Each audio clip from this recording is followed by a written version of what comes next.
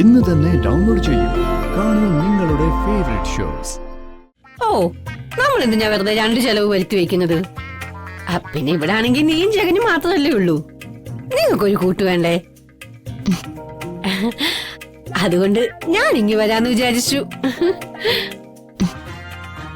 ആ, ഇവിടെ ആണെങ്കിൽ പ്രകാശിന്റെയും മനോജിന്റെയും ഒക്കെ മുറി ഒഴിഞ്ഞു കിടക്കുവാണല്ലോ. പാലല്ലേ ജഗ, കട്ടനുണ്ട്. ജഗ, കഴിഞ്ഞതൊക്കെ കഴിഞ്ഞു. ഇനി അതെന്നെ ഓർത്ത് വിഷമിച്ചിരുന്നിട്ട് എന്ത് ഫലം? അനുഭവിക്കാനുള്ളതെല്ലാം അനുഭവിച്ചു തീർന്നല്ലേ പറ്റൂ. ഇങ്ങനെയാണ് പോക്കെങ്കിൽ ഇനി ഇതും ഇല്ലാതാവും. സങ്കടങ്ങൾക്കൊരു കുറവുമില്ലല്ലോ. വരുമ്പോ ഇങ്ങനെ നിരനിരയായിട്ടങ്ങ് വരും. അച്ഛനെയും അമ്മയും കാണാതാവൽ, പാവം മുത്തശ്ശിയുടെ മരണം, വർഷം മരിച്ചോ ജീവിച്ചിരിപ്പുണ്ടോന്നറിയാത്ത അവസ്ഥ. തട്ടുകട കൊണ്ട് ഒരുവിധം കാര്യങ്ങൾ ഓടിപ്പോകുമായിരുന്നു. ഒന്ന് പച്ച പിടിച്ചപ്പോ അതും പൂട്ടിക്കിട്ടി. ജഗ, ചിലപ്പോഴൊക്കെ ജഗനെ കുറിച്ച് ഓർക്കുമ്പോ എനിക്ക് ഉറക്കം കിട്ടാറേയില്ല. വായിൽ സ്വർണ്ണക്കരണ്ടിയുമായി ജനിച്ച മനുഷ്യനാ. ഇപ്പോ പട്ടുമെത്തയിൽ ഉറങ്ങേണ്ട ആള് പെരുവഴിയില്. എന്താ വന്നിരുന്നത്? വന്നു ചേരുന്ന ചില അനുഭവങ്ങളാണ് വിശ്വാസങ്ങളെ ഉറപ്പിക്കുന്നത്. മനസ്സിലായില്ല. ജ്യോത്സ്യന്മാര് ജാതകദോഷം വിധിച്ച പെണ്ണാ ഞാൻ. അതുകൊണ്ടാണല്ലോ പണ്ട് കതിർമണ്ഡപത്തിലേക്ക് വന്നുകൊണ്ടിരുന്ന വരന് അപമൃത്യു സംഭവിച്ചത്. എന്നെ താലികെട്ടിയ ജഗന്റെ അവസ്ഥ ഇതും. ഇനിയും സമയമുണ്ട്. വേണമെങ്കിൽ ജഗന്. വന്ദനെ, നീ ഇപ്പൊ പറഞ്ഞത് ഇനി ആവർത്തിക്കരുത്. അങ്ങനെ ആവർത്തിച്ചാൽ ഈ ജഗൻ തോറ്റുപോകും.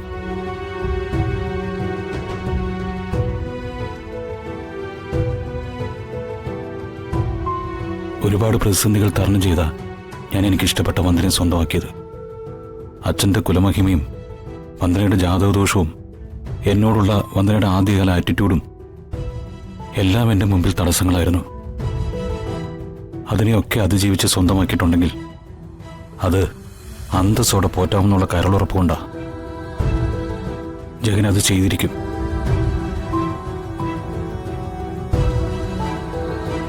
വന്ദനെ, നീയുള്ള ഇടമാണ് ജഗന് സ്വർഗത്തേക്കാൾ പ്രിയം. എനിക്കും.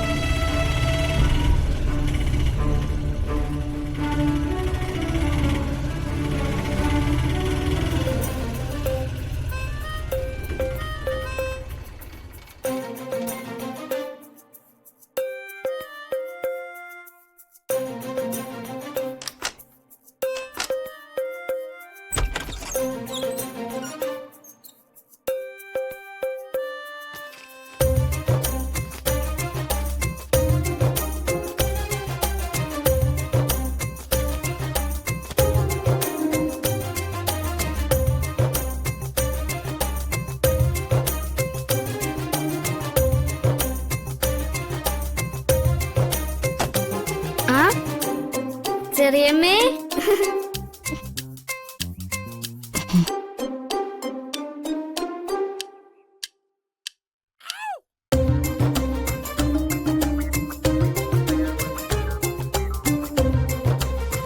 ചെറിയമ്മേ മോളെ സുഖാണോ? ഉം.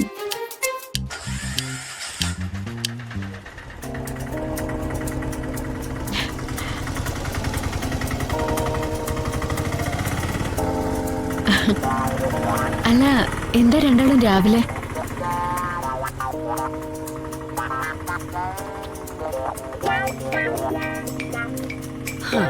അപ്പൊ നീ കാര്യമൊന്നും അറിഞ്ഞില്ലേ? സതീഷ് ചേട്ടന് പ്രമോഷനായി, ഇപ്പൊ കോഴിക്കോടാ. മൂത്തവളെ ഞാൻ ഹോസ്റ്റലിലാക്കി. വീട്ടിലിരുന്ന് അവള് പഠിക്കത്തൊന്നുമില്ല. പിന്നെ എനിക്ക് അവളെ ഒറ്റയ്ക്ക് താമസിക്കാനൊന്നും വയ്യ. സതീഷ് ചേട്ടൻ പറയുന്നത് അമ്മയെ കൂടെ വിളിച്ച് നിർത്താനാ. അതോർത്തപ്പോ എനിക്ക് തോന്നി അതിനേക്കാൾ നല്ലത് ഇവിടെ വന്ന് നിൽക്കുന്നതാണെന്നാ. ഓ, നമ്മൾ എന്തിനാ വെറുതെ രണ്ട് ചെലവ് വരുത്തി വെക്കുന്നത്? പിന്നെ ഇവിടെ ആണെങ്കിൽ നീയും ജഗനും മാത്രമല്ലേ ഉള്ളൂ. നിങ്ങൾക്കൊരു കൂട്ട് വേണ്ടേ? അതുകൊണ്ട് ഞാൻ ഇങ്ങി വരാന്ന് വിചാരിച്ചു. ആ, ഇവിടെ ആണെങ്കിൽ പ്രകാശിന്റെയും മനോജിന്റെയും ഒക്കെ മുറി ഒഴിഞ്ഞു കിടക്കുവാണല്ലോ. നിന്റെ ഭർത്താവ് ജഗൻ കോടീശ്വരനായതുകൊണ്ട് വാടകയുടെ ഷെയർ എന്നോട് ചോദിക്കില്ല എന്ന് എനിക്കറിയാം.